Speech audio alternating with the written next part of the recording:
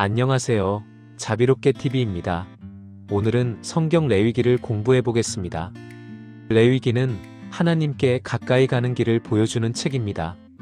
출애굽한 이스라엘이 하나님과 함께 살기 위해 어떤 마음과 질서를 가져야 하는지 가르치며 거룩하신 하나님을 섬기는 백성이 어떤 삶을 살아야 하는지를 보여줍니다.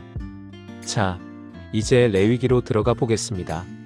하나님께서 회막에서 모세를 부르시는 장면으로 레위기는 시작됩니다. 성막은 이미 완성되었고 하나님의 영광이 그들 가운데 거하고 있었습니다. 그러나 아무도 자기 생각대로 성막 안으로 들어갈 수 없었고 하나님께 나아가는 길은 반드시 하나님이 정하신 방식으로만 가능했습니다. 그래서 하나님이 먼저 모세를 부르시며 그 길을 가르치셨습니다. 그 부르심 자체가 은혜였습니다. 하나님이 가까이 갈 길을 여신 것입니다. 하나님께서 가장 먼저 가르치신 것은 제사 규례였습니다. 죄 있는 사람이 하나님께 나아가기 위해서는 반드시 제사가 필요했습니다.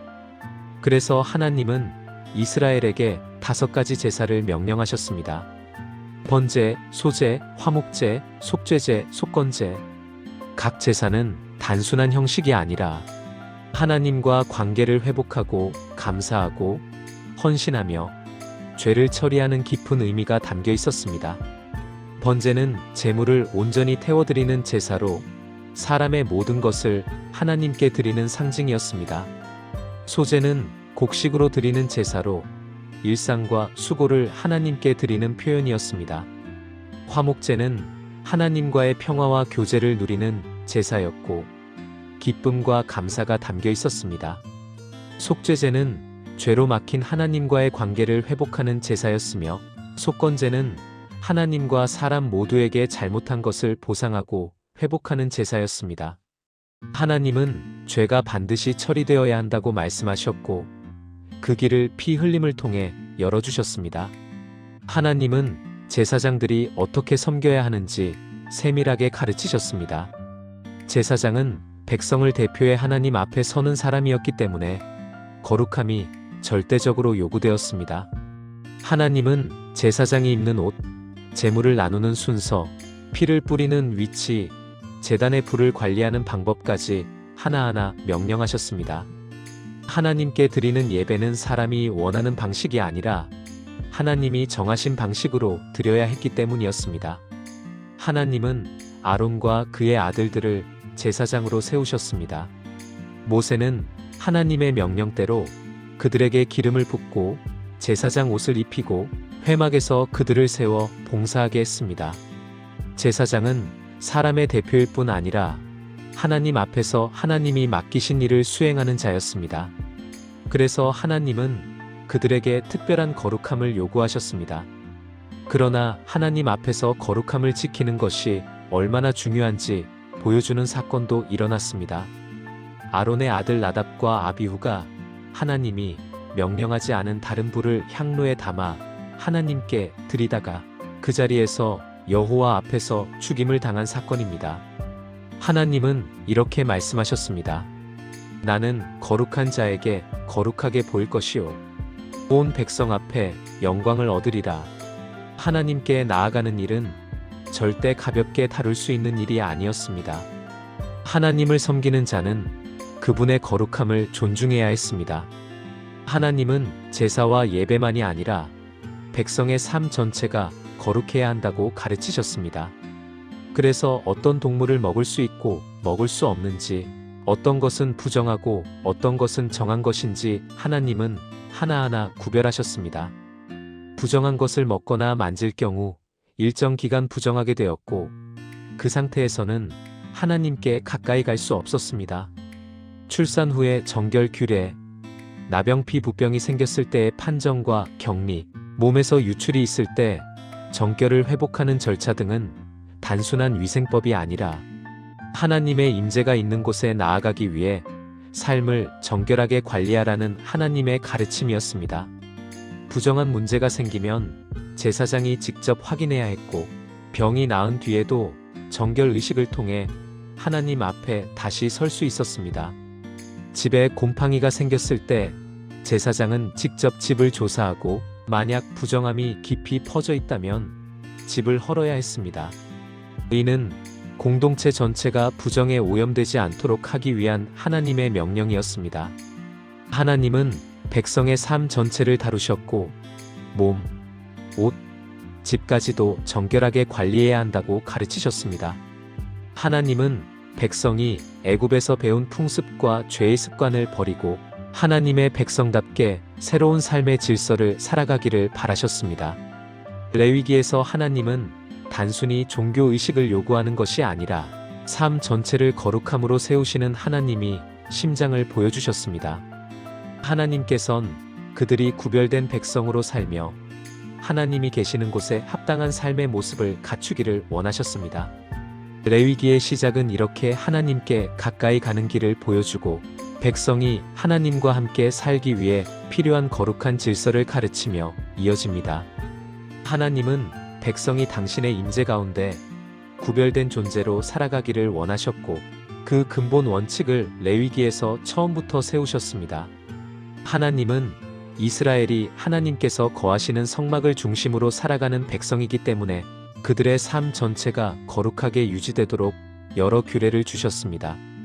이 규례들은 단순히 생활 지침이 아니라 하나님이 거하시는 백성이 어떤 마음과 태도로 살아야 하는지를 보여주는 기준이었습니다.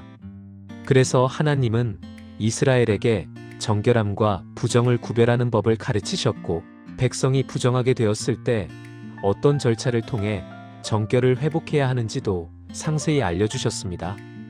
하나님은 먼저 정한 짐승과 부정한 짐승을 구별하도록 명령하셨습니다. 굽이 갈라지고 새김질하는 짐승은 먹을 수 있었고 그 외의 짐승들은 먹을 수 없었습니다. 물에 사는 것 중에서는 지느러미와 비늘이 있는 것은 먹을 수 있었지만 그렇지 않은 것은 부정했습니다. 날개 있는 것 중에서도 정한 것과 부정한 것이 분명하게 구분되었습니다. 하나님은 백성에게 부정한 짐승을 먹으면 자신도 부정하게 되므로 조심하라고 명령하셨습니다. 이는 음식이 단순한 식생활 문제가 아니라 하나님 앞에 나아가기 위한 정결의 문제와 직결되어 있었기 때문입니다. 이어서 하나님은 출산 후에 정결 규례를 주셨습니다. 여인이 아들을 낳으면 7일 동안 부정하고 8일째에는 그 아이에게 할례를 행해야 했습니다. 그리고 여인은 33일 동안 피로 인한 정결 기간을 지켜야 했습니다. 딸을 낳은 경우에는 이 기간이 2배가 되었습니다. 정결 기간이 끝나면 여인은 회막으로 가서 번제와 속죄제를 드려야 했습니다. 그리하여 하나님 앞에서 정결을 회복하게 되었습니다. 이는 출산이라는 생명의 과정조차 하나님 앞에서 정결한 질서 안에 들어야 한다는 것을 보여주는 규례였습니다. 하나님은 또 나병 피부병에 대한 규례를 제사장에게 맡기셨습니다. 나병은 그 당시 단순한 피부질환이 아니라 부정함을 상징하는 것으로 간주되었습니다. 사람이 피부에 뭔가 의심스러운 것이 생기면 제사장이 보아야 했고 그가 정결한지 부정한지를 판정했습니다. 만약 그가 나병으로 판정되면 그 사람은 진영 밖에 거하며 사람들과 떨어져 살아야 했습니다. 그는 옷을 찢고 머리를 풀고 입술을 가리고 부정하다, 부정하다 외쳐야 했습니다. 이것은 공동체 전체의 거룩함을 지키기 위해 하나님이 주신 영적 질서였습니다. 그러나 나병이 나은 자가 정결하게 되는 길도 하나님은 가르치셨습니다. 제사장은 그를 만나고 정결 의식을 위해 살아있는 2마리 새를 가져오게 했습니다.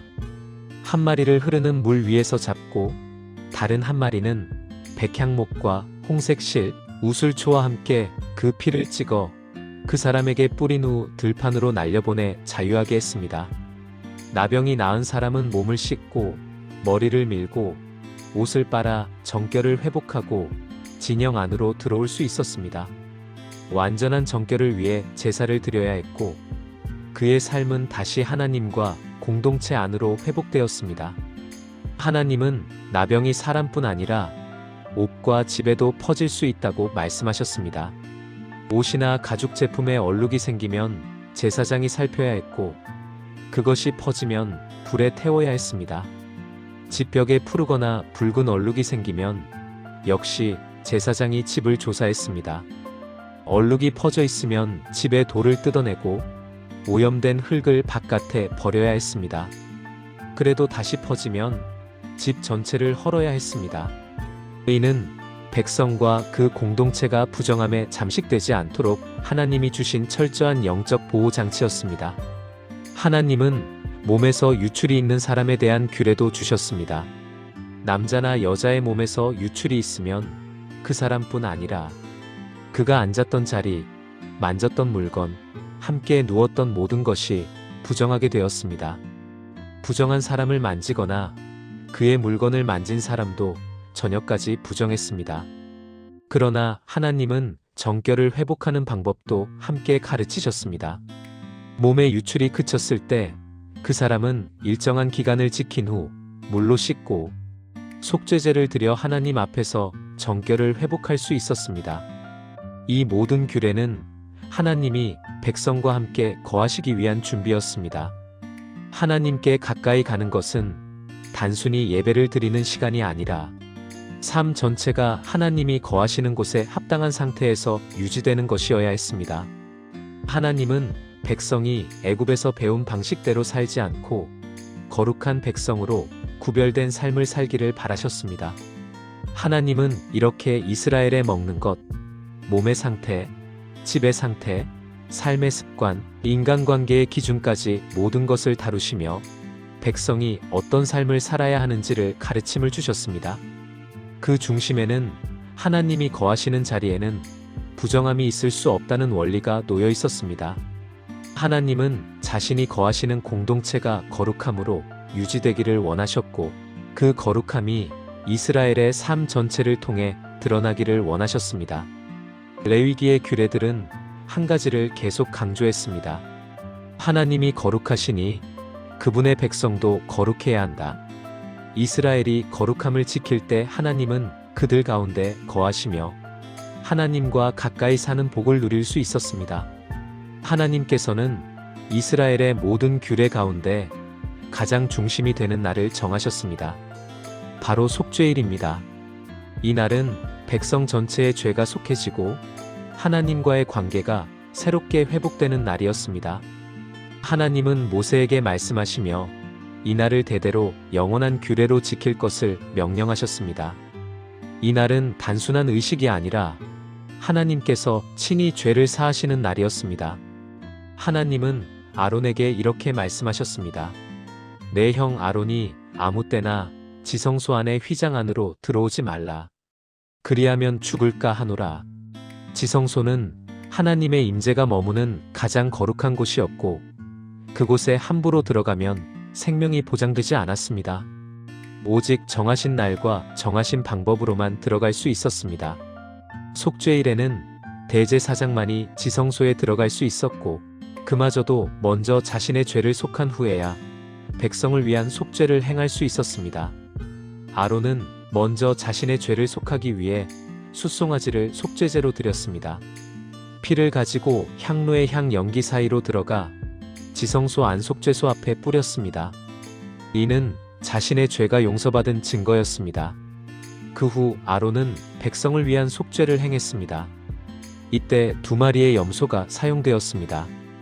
2 염소를 회막 문 앞에 세우고 제비를 뽑아 1마리는 여호와께 드릴 속죄 제물로 다른 1마리는 아사셀을 위한 염소로 정했습니다. 여호와께 드린 염소는 피를 흘려 그 피를 지성소와 휘장 앞에 뿌렸습니다. 피는 생명을 상징했고 피를 뿌리는 것은 죄가 대속되었다는 표였습니다. 그리고 아사셀을 위한 염소는 살려두었습니다. 아론은 백성의 모든 죄와 허물과 잘못을 염소의 머리에 안수하여 전가시킨 후 사람을 시켜 광야로 보내게 했습니다. 염소는 모든 죄를 지고 광야로 나아가 다시는 돌아오지 않았습니다. 그것은 하나님께서 이스라엘의 죄를 완전히 용서하시고 그 죄를 멀리 옮겨보내신다는 상징이었습니다. 시편의 말처럼 동이 서에서 먼 것 같이 우리의 죄가를 우리에게서 멀리 옮기셨다는 약속이 이 예식 안에 담겨 있었습니다. 속죄일에 대제사장은 몸을 씻고 거룩한 세마포 옷을 입어야 했습니다. 아무 제사장도 그날은 회막 안에 들어갈 수 없었고 백성 또한 아무 일도 해서는 안 되었습니다. 그날은 오직 하나님 앞에 자신을 낮추며 죄를 회개하는 날이었습니다. 하나님은 이 날을 너희는 스스로 괴롭게 하고 아무 일도 하지 말라. 이는 너희를 위하여 속죄할 날이니 영원한 규례라 하셨습니다. 하나님은 이 날을 통해 백성에게 분명히 가르치셨습니다. 죄는 반드시 피 흘림으로 속해야 하고 하나님께서 정하신 방식 외에는 용서받을 길이 없다는 것입니다. 인간의 노력이나 의식으로는 죄를 제거할 수 없었지만 하나님께서는 자비로 속죄의 길을 마련하셨습니다. 속죄일은 이스라엘의 모든 규례 중 가장 거룩한 날이었고 이 날의 모든 절차는 장차 오실 예수 그리스도를 예표하고 있었습니다. 속죄일이 끝나면 대제사장은 회막에 들어가 자신이 섬겼던 옷을 벗고 몸을 씻고 평상복으로 갈아입었습니다. 백성은 그날 하루를 온전히 멈추고 죄사함의 은혜 앞에 감사하며 하나님을 경외했습니다. 이 날은 이스라엘이 다시 한번 하나님과의 관계 속으로 돌아가는 날이었고 죄로부터 깨끗함을 얻는 날이었습니다. 속죄일이 선포된 이후 하나님은 백성에게 또 한 가지 중요한 명령을 주셨습니다. 피를 먹지 말라. 하나님은 말씀하셨습니다. 육체의 생명은 피에 있음이라. 내가 이 피를 너희에게 주어 제단에 뿌려 너희의 생명을 속하게 하였나니 생명이 피에 있으므로 피가 죄를 속하느니라. 이 말씀은 하나님께서 인간의 생명과 죄사함의 근본 원리를 세우신 것입니다. 피는 생명을 상징하며 피 흘림이 없이는 사함이 없습니다.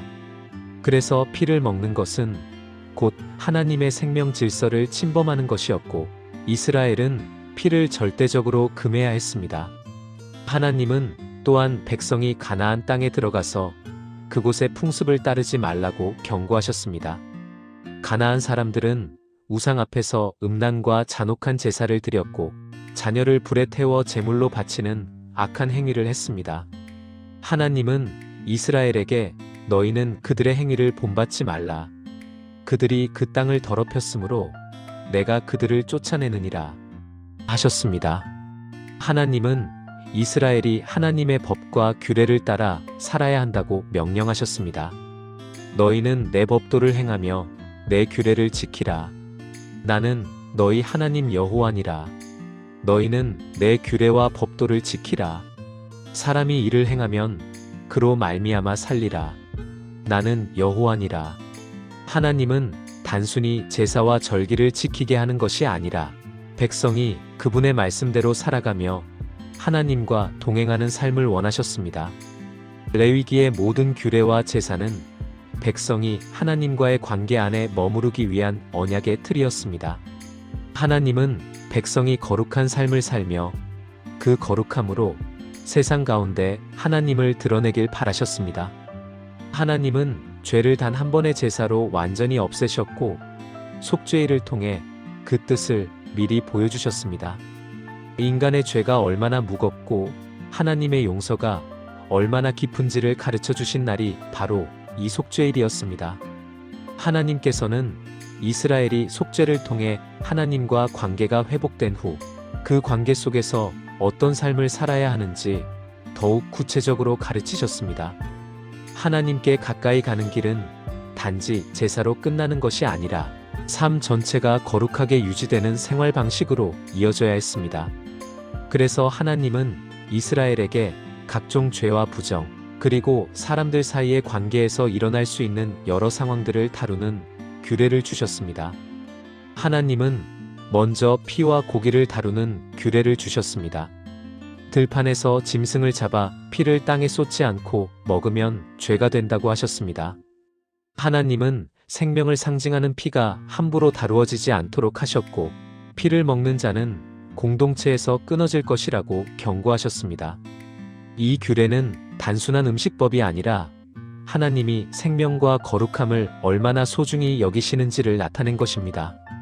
하나님은 이어서 백성이 가나안의 풍습을 따라가지 않도록 매우 강하게 경고하셨습니다. 가나안 사람들은 음란한 제사와 우상 숭배, 심지어 자녀를 제물로 바치는 끔찍한 행위까지 일삼았습니다. 하나님은 이스라엘에게 너희는 그들의 풍속을 따르지 말라. 그들이 그 땅을 더럽혔고 그 땅이 그들을 토해냈느니라. 고 말씀하셨습니다. 하나님은 이스라엘이 땅에서 버림받지 않도록 세상의 풍속이 아닌 하나님의 규례를 따라 살기를 원하셨습니다.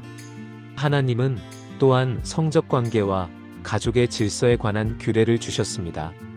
이는 이방인들이 행하던 음란한 풍습에서 벗어나 백성이 거룩하게 살도록 하시는 명령이었습니다. 근친 상간과 간음, 남색, 짐승과의 관계 등 하나님이 미워하시는 행위들이 나열되었고 이 모든 것은 부정한 것이라 하셨습니다. 하나님은 이러한 죄가 이스라엘 가운데 자리 잡으면 공동체 전체가 부정해지고 결국 하나님과의 관계가 끊어질 것이라고 경고하셨습니다. 하나님은 또한 거짓과 불의에 관한 규례들을 가르치셨습니다. 도둑질하지 말고 속이지 말며 서로 거짓 맹세하지 말라고 하셨습니다. 품꾼의 품삯을 아침까지 지체시키지 말라고 명령하셨고 청각 장애인에게 저주하거나 장님 앞에 장애물을 두지 말라고 말씀하셨습니다. 이러한 규례들은 하나님의 백성이 공의와 사랑으로 살아야 한다는 것을 보여주는 가르침이었습니다. 하나님은 재판에 있어서도 공정함을 명령하셨습니다. 가난한 자라고 해서 편들지 말고 부자라고 해서 두려워하지 말며 오직 공의로 이웃을 재판하라고 하셨습니다. 또한 이웃을 비방하지 말고 원수를 갚지 말며 내 이웃을 내 자신과 같이 사랑하라고 하셨습니다. 이 말씀은 신약에서 예수님께서 가장 큰 계명 중 하나로 인용하신 말씀입니다. 레위기에서 이미 하나님은 거룩한 삶의 핵심에 이웃 사랑을 두셨던 것입니다. 하나님은 백성이 하나님을 섬기는 삶이 세속적인 모습과 구별되도록 여러 규례를 말씀하셨습니다. 머리 양쪽을 둥글게 깎거나 수염 끝을 손상시키는 것을 금하셨고 죽은 자를 위해 살을 베거나 문신을 하지 말라고 하셨습니다. 이런 풍습은 이방의 주술적 관습과 관련된 것이었기 때문에 하나님은 이스라엘이 그들과 다른 삶을 살도록 구별시키셨습니다. 하나님은 백성의 가정과 공동체가 질서 안에 유지되도록 음행을 금하고 딸을 창기처럼 만들지 말며 안식일을 지키고 성소를 존중하라고 명령하셨습니다. 하나님은 이스라엘이 바알과 같은 우상을 따르지 말라고 하셨으며 하나님 외에 다른 어떤 것을 의지하는 삶에서 떠나도록 가르치셨습니다. 하나님은 농사와 경제 생활에 관한 규례도 주셨습니다. 밭의 모퉁이를 다 거두지 말고 떨어진 이삭은 가난한 사람과 나그네를 위해 남겨두라고 하셨습니다. 이는 하나님께서 백성에게 공동체적 자비와 사랑을 요구하신 것입니다.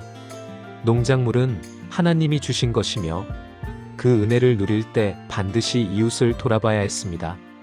하나님은 거룩한 날을 지키는 일도 중요하게 가르치셨습니다. 안식일을 기억하여 거룩하게 지키고 하나님의 성소를 존중해야 했습니다. 우상에게 제물로 드린 음식을 먹지 말고 요술이나 점술, 신접을 따르지 말라고 하셨습니다.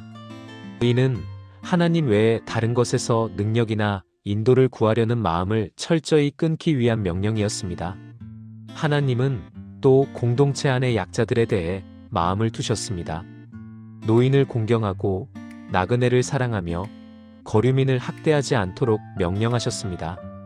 이스라엘이 애굽에서 나그네였음을 기억하라고 하셨습니다. 하나님은 이스라엘이 억압받던 시절의 기억을 잊지 않도록 하며 그 기억을 바탕으로 약자를 보호하고 사랑하는 백성이 되기를 원하셨습니다. 하나님은 마지막으로 백성이 거룩한 나라로서 이방 민족과 구별되도록 정결한 것과 부정한 것을 스스로 분별하라고 하셨습니다. 하나님은 이렇게 말씀하셨습니다. 너희는 나에게 거룩할지어다. 이는 나 여호와가 거룩하고 내가 너희를 나의 백성으로 삼기 위해 구별하였음이니라. 하나님은 백성이 자신을 따라 거룩한 삶을 살며 하나님의 성품을 세상 앞에 나타내기를 바라셨습니다. 레위기의 규례들은 인간이 스스로 거룩할 수 없지만 하나님이 정하신 방식에 순종할 때 하나님이 그 백성을 거룩하게 세우신다는 사실을 가르쳐 줍니다. 거룩은 단순히 예배 시간에만 필요한 것이 아니라 말과 행동, 음식, 옷, 집, 재판, 이웃 사랑까지 삶 전체에 적용되는 하나님의 요구였습니다. 하나님께서는 이스라엘이 거룩함을 지키기 위해 백성뿐 아니라 제사장에게도 특별한 규례를 주셨습니다. 제사장은 백성을 대신하여 하나님 앞에 서는 사람이었고 성막에서 행해지는 모든 예식과 제사를 맡은 자였습니다. 하나님은 이들에게 더 깊은 거룩과 분별을 요구하셨습니다. 제사장이 거룩함을 잃으면 백성 전체가 흔들릴 수 있었기 때문입니다. 하나님은 먼저 제사장에게 부정한 것과 정한 것을 분별하는 능력을 명령하셨습니다. 제사장은 백성이 부정한 상태인지 정결한 상태인지 판정하는 역할을 했습니다. 나병 판정, 몸의 유출, 집이나 옷에 번진 곰팡이 등 모든 정결 규례는 제사장의 판단이 기준이 되었습니다. 제사장은 하나님 앞에 대표이자 공동체의 영적 책임자였기 때문에 그들의 분별은 하나님이 주신 질서를 지키는 열쇠였습니다. 하나님은 제사장이 시체에 가까이 가지 말라고 명령하셨습니다. 죽음은 부정을 상징했고 제사장은 하나님 앞에서 늘 정결한 상태를 유지해야 했습니다. 부모나 가까운 가족의 죽음이 아닌 경우에는 시체에 접촉할 수 없었습니다. 이 규례는 제사장이 맡은 거룩한 직무가 얼마나 무거운지를 보여준 명령이었습니다. 하나님은 제사장이 부정한 상태에서 성소에 접근할 경우 죽임을 당할 것이라고 경고하셨습니다. 성소는 하나님이 거하시는 자리였고 거기에 부정이 섞일 수 없었습니다. 제사장은 술을 마신 상태에서 회막에 들어가서는 안 되었고 몸이나 마음이 흐트러진 상태로 하나님을 섬길 수 없었습니다. 하나님은 나는 거룩하고 내가 너희 중에 거룩히 여김을 받으리라 고 다시 말씀하셨습니다. 하나님은 또한 제사장의 결혼에 대한 규례도 주셨습니다. 제사장은 음란한 여인, 버림받은 여인, 창기였던 여인과 결혼할 수 없었습니다. 제사장의 삶은 하나님께 바쳐진 삶이었기 때문에 가정 또한 거룩한 질서를 따라 세워져야 했습니다. 특히 대제사장은 더 엄격한 규례를 지켜야 했습니다. 그는 처녀와만 결혼해야 했고 과부나 이혼한 여인과는 결혼할 수 없었습니다. 이는 단순한 차별이 아니라 하나님께 드리는 제사와 지성소의 거룩함을 상징적으로 지키기 위한 명령이었습니다.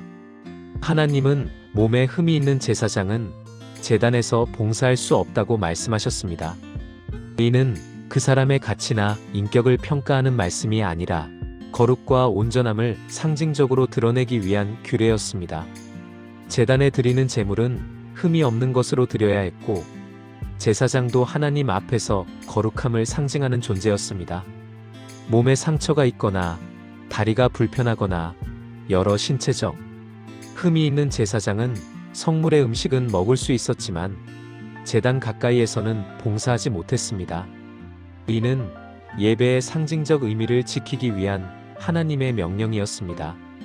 하나님은 제사장이 먹을 수 있는 성물의 규례도 세밀하게 가르치셨습니다. 제사장은 성소에서 드려진 제물 중 일정한 몫을 하나님으로부터 받았습니다. 그러나 이것은 하나님께서 정하신 규례대로만 먹을 수 있었습니다. 부정한 사람이 성물을 먹으면 죄를 범하는 것이었고 그 사람은 하나님의 거룩한 선물을 더럽힌 죄책을 지게 되었습니다. 하나님의 것은 반드시 하나님이 정하신 방식으로 다뤄져야 한다는 원리였습니다. 하나님은 또 제물에 대한 규례를 주셨습니다. 백성이 서원한 제물이나 감사로 드린 제물은 흠없는 것만 드려야 했습니다. 눈이 멀었거나 다리가 부러졌거나 상처 있거나 피부병이 있는 짐승은 제단에 드릴 수 없었습니다. 하나님께 드리는 예물은 가장 좋은 것이어야 했습니다. 흠없는 제물은 장차 오실 완전한 희생, 예수 그리스도를 상징했습니다. 하나님은 예배에서 드러나는 거룩뿐 아니라 하루하루의 삶에서 드러나는 거룩을 원하셨습니다. 그래서 제사장뿐 아니라 백성 전체에게 정결과 부정을 분별하라는 명령을 반복하셨습니다. 먹는 것, 입는 것, 몸의 상태, 집의 상태, 인간관계, 그리고 제사와 절기까지 모든 영역에서 하나님은 구별을 요구하셨고 그 구별이 바로 거룩이었습니다. 하나님은 너희는 나에게 거룩할지어다. 너희는 나 여호와가 거룩하고 내가 너희를 나의 백성으로 삼기 위해 구별하였음이니라. 고 말씀하셨습니다. 하나님께 가까이 가는 자는 먼저 하나님이 누구신지를 알고 그분의 거룩 안에서 살아야 했습니다. 백성과 제사장은 각각 다른 위치에 있었지만 모두 하나님 앞에서 거룩함을 지켜야 했습니다. 레위기의 규례는 복잡해 보이지만 그 중심에는 하나님의 사랑이 있습니다. 하나님과 가까이 살 수 있는 방법을 가르쳐 주시고 하나님 나라의 질서 안에 머물도록 지켜주시는 하나님의 은혜가 이 모든 규례 안에 담겨 있었습니다. 하나님은 백성이 그분의 임재 가운데 안전하게 살도록 거룩의 울타리를 두셨고 그 울타리 안에서 하나님과 동행하는 삶을 누리게 하셨습니다. 하나님께서는 이스라엘 백성이 거룩한 삶을 지속적으로 유지하기 위해 시간 자체를 거룩하게 구별하는 법을 가르치셨습니다. 하나님이 정하신 절기와 날들은 단순한 명절이 아니라 하나님이 베푸신 구원을 기억하고 하나님과의 언약을 되새기며 백성이 하나님의 백성으로 살아가도록 세워진 시간의 질서였습니다. 하나님은 모세에게 말씀하시며 이스라엘에게 지켜야 할 여호와의 절기를 선포하게 하셨습니다. 하나님은 이 절기들을 거룩한 모임이라고 부르셨고 각각의 절기는 하나님이 하신 일을 기억하게 하는 중요한 표징이었습니다. 가장 먼저 하나님은 안식일을 명령하셨습니다. 엿새 동안 일할 것이나 일곱째 날은 안식일이니 너희는 성회의 날로 삼고 아무 일도 하지 말라. 안식일은 하나님이 천지를 창조하시고 일곱째 날에 쉬신 것을 기념하는 날이었습니다. 이 날은 단순히 쉬는 날이 아니라 창조주 하나님을 인정하고 하나님만이 생명의 근원이라는 사실을 되새기는 거룩한 시간이었습니다. 이스라엘의 삶 전체가 하나님께 속해 있음을 드러내는 날이 바로 안식일이었습니다. 하나님은 그 다음으로 유월절과 무교절을 명령하셨습니다. 유월절은 첫째 달 열나흘 저녁에 지키는 절기였으며 하나님이 이스라엘을 애굽에서 구원하신 사건을 기념하는 절기였습니다. 어린 양의 피가 문설주와 임방에 발라져 있을 때 하나님이 그 집을 지나가셨던 구원의 밤을 기억하게 하는 날이었습니다. 유월절 다음에는 곧바로 무교절이 이어졌습니다. 일주일 동안 누룩 없는 떡을 먹으며 하나님이 이스라엘을 급히 애굽에서 나오게 하신 일을 기념했습니다. 누룩을 넣지 않은 떡은 죄와 부정함을 떼어내고 하나님 앞에 순수한 마음으로 서야 한다는 상징이었습니다. 하나님은 이어서 초실절을 주셨습니다. 땅의 첫 열매를 하나님께 드리는 절기였는데 이는 하나님께서 땅의 소산을 주셨음을 인정하며 감사하는 절기였습니다. 초실절은 하나님께 받은 모든 것이 하나님께 속해 있으며 인간의 수고가 아니라 하나님의 은혜로 열매를 거둔다는 고백이 담겨 있었습니다. 초실절이 지난 후 50일째 되는 날에는 칠칠절 오순절을 지켰습니다. 이 절기는 초실절 이후 7주가 지난 후에 지키는 절기로 미래 추수의 끝을 감사하는 절기였습니다.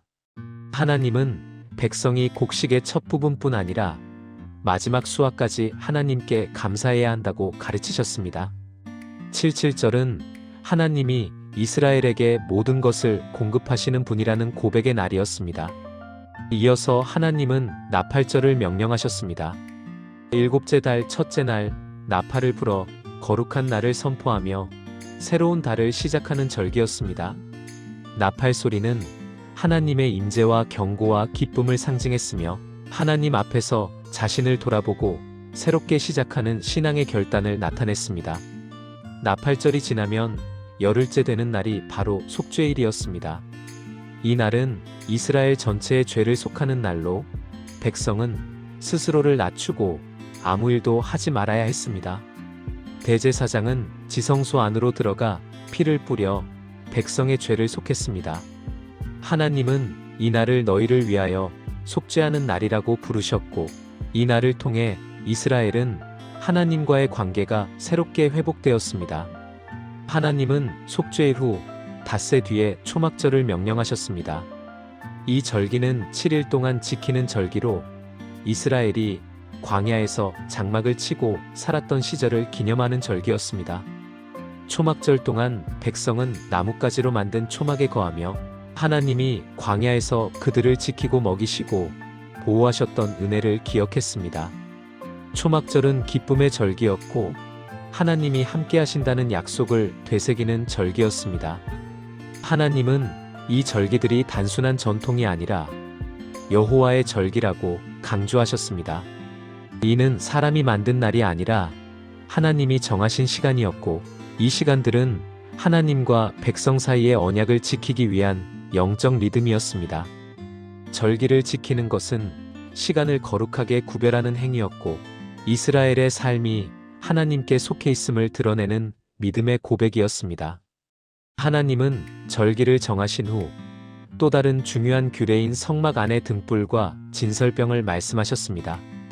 등불은 항상 꺼지지 않고 타올라야 했습니다. 순수한 감람기름을 사용해 매일 저녁부터 아침까지 등불을 켜두었고, 이는 하나님의 임재가 이스라엘 가운데 결코 꺼지지 않음을 상징했습니다. 또한 진설병은 매주 안식일마다 새롭게 진설해야 했습니다. 이 12떡은 이스라엘 12지파를 상징하며 하나님 앞에서 늘 기억되는 백성을 나타냈습니다. 하나님은 공동체가 하나님 앞에서 서로 어떻게 살아야 하는지에 대한 규례도 주셨습니다. 하나님은 살인, 상해, 재산 피해 등에 대한 법을 주시며 공정한 보상과 공의로운 판단을 명령하셨습니다. 눈은 눈으로, 이는 이로라는 규례는 잔혹한 복수가 아니라 처벌을 정확하게 하고 과도한 보복을 막기 위한 하나님의 공이었습니다. 하나님은 또 나그네와 이방인을 대하는 마음을 가르치셨습니다. 이스라엘이 애굽에서 나그네였던 경험을 기억하고 그들을 학대하지 말고 사랑하라고 하셨습니다. 하나님은 약자를 돌보는 마음이 거룩한 삶의 중요한 부분임을 가르치셨습니다. 성막 안에서 드려지는 모든 예식과 절기, 그리고 공동체 안에서 지켜야 할 규례들은 하나님이 이스라엘을 하나님의 백성으로 세우기 위한 거룩의 질서였습니다. 하나님은 시간과 공간, 관계와 삶 전체를 하나님께 속한 것으로 만들기 원하셨으며, 이스라엘은 이 규례들을 통해 하나님과 함께 살아가는 법을 배워야 했습니다. 하나님께서는 이스라엘이 가나안 땅에서 살아갈 때 땅 자체도 거룩하게 관리하도록 특별한 규례를 주셨습니다. 그 가운데 가장 중요한 것이 안식년과 희년이었습니다. 이 두 제도는 백성이 땅의 주인이 아니라 하나님이 땅의 주인이심을 잊지 않도록 하기 위한 명령이었습니다. 하나님은 모세에게 말씀하시며 이스라엘이 가나안 땅에 들어간 후 그 땅이 여호와 앞에서 안식을 누리라고 하셨습니다. 안식년은 7해마다 찾아오는 해로 그 해에는 밭에 씨를 뿌리지 말고 포도원에 가지를 치지 말며 수확을 거두기 위해 애쓰지 말아야 했습니다. 땅이 스스로 내는 것만 먹을 수 있었고, 그것은 부자나 가난한 자, 종과 나그네, 심지어 짐승들까지 함께 누릴 수 있었습니다. 안식년은 농사를 쉬는 해가 아니라 땅도 하나님의 것을 인정하며 쉬는 해 하나님이 공급하시는 은혜를 믿는 해였습니다. 이스라엘은 자신의 노동과 능력으로 사는 것이 아니라 하나님이 먹이시는 백성임을 인정해야 했습니다. 하나님은 안식년이 7번 지나 49년이 되면 그 다음에, 즉 50년째 되는 해를 희년으로 삼으라고 명령하셨습니다. 희년에는 나팔을 불어온 땅의 자유를 선포해야 했고, 이 해에는 땅과 사람 모두가 원래의 자리로 돌아가야 했습니다. 희년은 억압받던 자에게 자유가 주어지는 해였고 빚 때문에 팔려간 땅이 되돌아오며 종으로 팔린 사람도 해방되는 해였습니다. 이 희년은 너희에게 거룩한 해이니 너희는 각 사람에게 돌아가고 각 사람은 자기 기업으로 돌아갈지니라. 하나님은 이스라엘이 가나안 땅에서 영원한 지주가 되지 못하도록 하셨습니다. 땅의 주인은 하나님이시며 사람은 단지 잠시 맡아 관리하는 청지기였습니다. 하나님은 땅을 팔 때도 영구적으로 팔지 말라고 하셨습니다. 땅은 하나님께 속해 있었고 백성들은 그 땅의 거류민이고 나그네였습니다. 땅을 팔아도 팔린 해로부터 희년까지 남은 해수에 따라 가격을 정해야 했습니다. 희년에 가까울수록 값은 싸지고 희년이 멀수록 값은 높아졌습니다. 땅의 가치는 곡식을 낼 수 있는 해수에 따라 결정되었고 이는 그 땅이 영원히 남의 소유가 되지 않도록 하기 위한 하나님의 질서였습니다. 희년의 정신은 분명했습니다. 억압, 가난, 노예 상태, 그리고 부의 쏠림이 영구적으로 이어지지 않게 하시는 하나님의 은혜였습니다. 하나님은 이스라엘 공동체가 누군가의 실수나 어려움이 평생의 굴레가 되지 않도록 보호하셨습니다. 하나님은 이렇게 말씀하셨습니다. 너희 형제가 가난하게 되어 그의 곁에 있는 너희에게 몸을 맡기거든 너희는 그를 학대하지 말고 나그네나 거류인처럼 여기며 너희 곁에 있게 하라. 가난한 형제를 도울 때 이자를 받지 말고 하나님을 경외하라고 하셨습니다. 하나님이 주신 땅은 억압과 착취의 도구가 아니라 회복과 공존의 터전이 되어야 했습니다. 하나님은 종에 대한 규례도 가르치셨습니다. 이스라엘 백성이 형편이 어려워 자신을 팔아 종이 되었을 때 동족은 그를 노예처럼 부리지 말아야 했습니다.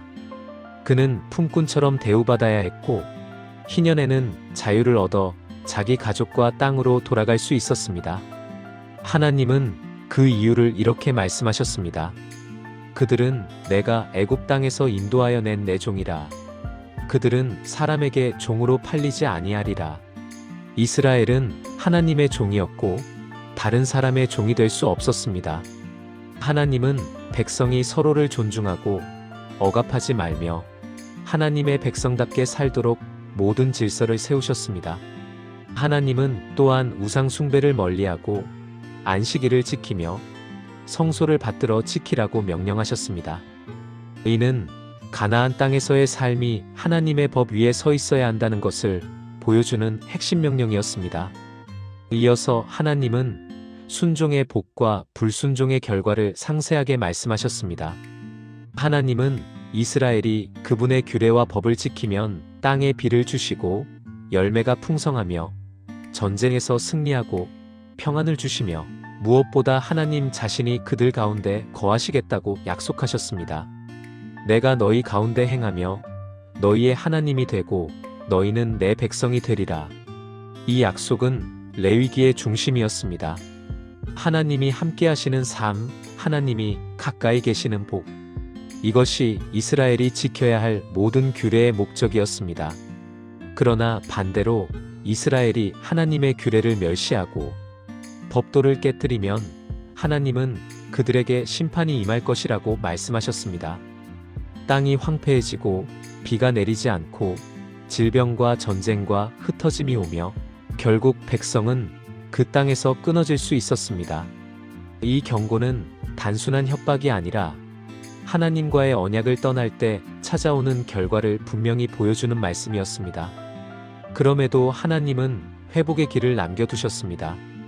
백성이 자신들의 죄를 깨닫고 회개하면 하나님은 그들을 기억하고 언약을 다시 세우겠다고 약속하셨습니다.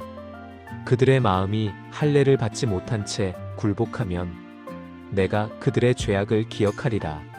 하나님은 징계 속에서도 언약을 포기하지 않으시는 분이셨습니다. 하나님의 거룩한 사랑은 징계 가운데서도 백성을 회복시키는 길을 열어두셨습니다. 이 모든 규례와 명령은 하나님이 이스라엘을 그분의 거룩한 백성으로 세우기 위해 주신 은혜의 울타리였습니다. 가나안 땅에서 이스라엘은 그 울타리 안에서 하나님과 함께 살며 하나님이 주신 땅을 거룩하게 지켜야 했습니다. 레위기의 마지막 부분에는 하나님께 드리는 서원과 성물에 관한 규례가 기록되어 있습니다. 이 규례들은 단순한 약속이나 헌물이 아니라 하나님께 속한 것이 어떤 성격을 가지는지를 분명하게 보여주는 말씀입니다. 하나님은 백성에게 하나님께 드린 모든 것은 그분의 것으로 구별되어야 한다고 가르치셨습니다. 하나님은 먼저 사람에 대한 서원 규례를 말씀하셨습니다. 어떤 사람이 하나님께 자신이나 가족을 서원하여 드리면 그 사람의 값이 나이에 따라 정해졌습니다. 남자와 여자의 값이 각각 다르게 정해져 있었고 어린아이와 노인들도 구체적인 값이 있었습니다. 이 값은 하나님께 드린 서원을 이행하기 위해 지불하는 값이었는데 이는 사람이 하나님께 드릴 수 있는 가장 소중한 대상이 바로 자신임을 보여주는 규례였습니다. 만약 사람이 가난하여 정한 값을 감당할 수 없으면 제사장이 그 사람의 형편에 맞게 값을 정해 주었습니다. 하나님은 서원을 가볍게 여기지 않으셨고 어떤 형편에 있든 마음을 다해 하나님께 드리도록 하셨습니다. 하나님은 짐승에 대한 서원 규례도 말씀하셨습니다. 사람이 하나님께 드리기로 서원한 짐승은 절대 다른 것으로 바꿀 수 없었습니다. 좋은 것을 서원해 놓고 나중에 아까워서 바꾸려는 마음, 혹은 나쁜 것을 더 좋은 것으로 바꾸어 흠 있는 것을 드리려는 마음을 모두 하나님은 허락하지 않으셨습니다.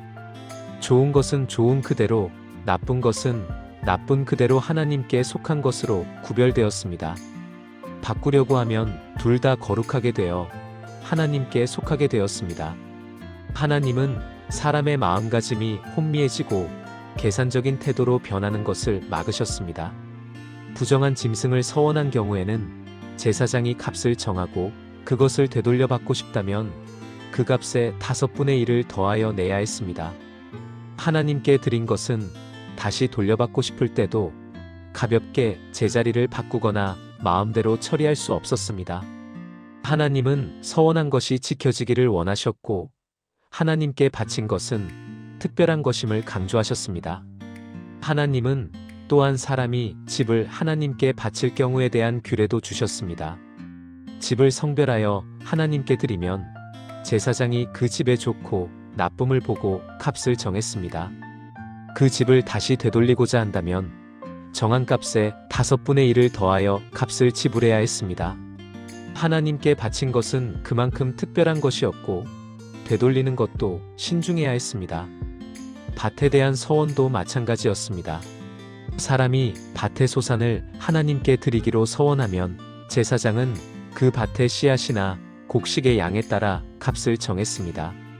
희년이 가까울수록 그 땅의 가치는 줄어들었고 희년이 멀수록 가치가 높았습니다. 이는 땅이 결국 하나님께 바쳐질 것이며 사람은 잠시 맡아 쓰는 존재임을 가르치기 위한 규례였습니다. 밭을 되돌리고 싶으면 역시 정한 값의 5분의 1을 더하여 돌려받을 수 있었습니다. 하나님은 또한 어떤 것은 절대 팔거나 바꿀 수 없다고 말씀하셨습니다. 특히 밭이나 짐승, 사람 중에서 온전히 여호와께 바친 것 헤렘은 절대로 되돌릴 수 없었습니다. 이 온전히 바친 것은 완전히 하나님께 속한 것으로 어떤 경우에도 돌려받을 수 없고 사람에게도 속할 수 없었습니다. 이는 하나님께 절대적으로 드린 것은 하나님께 영원히 속한다는 원리였습니다. 하나님은 11조에 대한 규례도 다시 확인하셨습니다. 땅의 소산, 나무 열매의 10분의 1은 여호와의 것이라 하셨고 청결이 구별되어야 했습니다. 짐승의 11조도 마찬가지였습니다. 양떼나 소떼가 지나갈 때마다 10번째 짐승은 여호와께 드려야 했고 좋은 것이든 나쁜 것이든 그 순서에 따라 하나님께 속한 것으로 구별되었습니다. 11조는 단순한 헌금이 아니라 하나님이 모든 공급의 주인이심을 인정하는 믿음의 고백이었습니다. 레위기의 마지막 규례들은 한 가지를 다시 강조합니다. 하나님께 드려진 것은 가볍게 다룰 수 없다. 하나님께 서원한 것은 반드시 이행해야 하며 하나님께 드린 것은 하나님께 영원히 속한 거룩한 것입니다. 하나님은 백성이 하나님께 드리는 마음을 소중히 여기셨고 드린 것의 가치를 무시하거나 변질시키지 말라고 가르치셨습니다. 레위기의 모든 말씀은 이렇게 마무리됩니다. 이는 여호와께서 시내산에서 이스라엘 자손을 위하여 모세에게 명령하신 계명이라. 하나님은 거룩하신 분이시며 그분의 백성이 거룩하게 살도록 모든 길을 가르치셨습니다. 레위기의 규례는 복잡해 보이지만 그 중심에는 하나님과 함께 살기 위한 거룩함의 질서가 있었습니다. 레위기 전체는 한 가지 선언으로 끝납니다. 하나님은 거룩하시고 그분의 백성 또한 거룩해야 합니다. 그리고 그 거룩한 삶을 유지하는 모든 길을 하나님이 친히 열어주셨습니다. 레위기의 마지막 부분은 하나님께 드려지는 서원과 성물에 대한 규례로 마무리됩니다. 이 부분은 단순한 약속이나 헌물의 규칙을 넘어 하나님께 드린 것은 어떤 성격을 가지는가라는 근본적인 질문에 대한 하나님의 답이 담겨 있습니다. 하나님은 백성에게 하나님께 드린 것은 가볍게 다룰 수 없으며 하나님께 드려진 모든 것은 거룩하게 구별된다는 원칙을 분명하게 알려주십니다. 하나님은 먼저 사람이 자신이나 가족을 서원하여 하나님께 드릴 경우 그 사람의 값을 정하도록 하셨습니다. 남자, 여자, 어린아이, 노인 등 나이에 따라 값이 달랐고 이는 사람이 하나님께 자신을 드린다는 신앙의 무게를 보여주는 규례였습니다. 만약 서원자가 가난하여 값을 감당할 수 없으면 제사장이 그의 형편을 보고 값을 정하도록 하였습니다. 하나님은 마음으로 드리는 서원을 귀하게 여기시고 형편에 맞게 하나님 앞에 설 수 있는 길을 열어주셨습니다. 짐승을 서원할 때에도 하나님은 분명히 명령하셨습니다. 만약 흠없는 짐승을 하나님께 드리기로 서원하면 절대 다른 것으로 바꿀 수 없었습니다. 좋은 것을 들여놓고 나중에 아까워서 바꾸는 것, 혹은 나쁜 것을 좋은 것으로 바꾸어 제사 자체를 조작하는 행위는 모두 금지되었습니다. 바꾸려 하면 둘 다 거룩하게 되어 하나님께 속하게 되었습니다. 하나님께 드린 것은 그 어떤 인간의 계산이나 타협도 허락되지 않았습니다. 부정한 짐승을 서원할 경우에는 그 값을 정하고 돌려받고 싶다면 정한 값에 20%를 추가로 더하여 되돌릴 수 있었습니다. 하나님은 드린 것을 다시 가져오는데도 가벼움이 스며들지 않도록 질서를 세우셨습니다. 집을 하나님께 바칠 때에도 제사장이 그 집의 좋고 나쁨을 보아 값을 정했습니다. 다시 되돌리고자 할 때는 정한 값의 5분의 1을 더하여야 했습니다. 하나님께 바친 것은 일시적 감정이 아니라 하나님께 구별된 거룩한 헌신이었기 때문입니다. 밭에 대한 서원도 동일했습니다. 밭의 소산이 하나님께 드려질 경우 제사장은 그 땅의 생산력을 기준으로 값을 정했고 희년이 가까울수록 그 값은 낮아졌습니다. 밭을 되돌릴 때도 동일하게 값에 20%가 더해져야 했습니다. 이는 땅의 주인은 하나님이시며 사람은 그저 맡아 관리하는 존재임을 가르치는 규례였습니다. 하나님은 특별히 어떤 것은 절대 되돌릴 수 없다고 하셨습니다. 온전히 여호와께 바친 것, 곧 헤렘은 절대로 팔거나 다시 사용할 수 없었습니다. 이는 생명 혹은 재산이 완전히 하나님께 속한다는 선언이었고 인간이 마음대로 다룰 수 없는 거룩한 것이었습니다. 그리고 레위기의 마지막 부분에서 하나님은 11조를 명확하게 다시 강조하셨습니다. 땅의 소산과 나무의 열매 중 10분의 1은 여호와의 것이며 거룩하게 구별되어야 했습니다. 소떼나 양떼의 11조도 마찬가지였습니다. 10번째 짐승은 좋은 것이든 나쁜 것이든 하나님께 속한 것으로 정해졌고 바꿀 수 없었습니다. 11조는 하나님이 모든 공급의 주인이심을 인정하는 믿음의 고백이었습니다. 레위기의 마지막 절은 이렇게 끝납니다. 이는 여호와께서 시내산에서 이스라엘 자손을 위하여 모세에게 명령하신 계명이라. 이는 이 모든 규례가 인간이 만든 것이 아니라 하나님이 직접 가르치신 길임을 보여줍니다. 레위기는 거룩하신 하나님과 함께 살기 위한 삶의 질서를 가르치는 책이었고, 마지막까지 하나님은 백성의 마음과 헌신이 하나님께 구별되기를 원하셨습니다. 하나님께 드린 모든 것은 거룩합니다. 그리고 하나님은 그 거룩을 끝까지 지키는 백성을 기쁘게 받으십니다.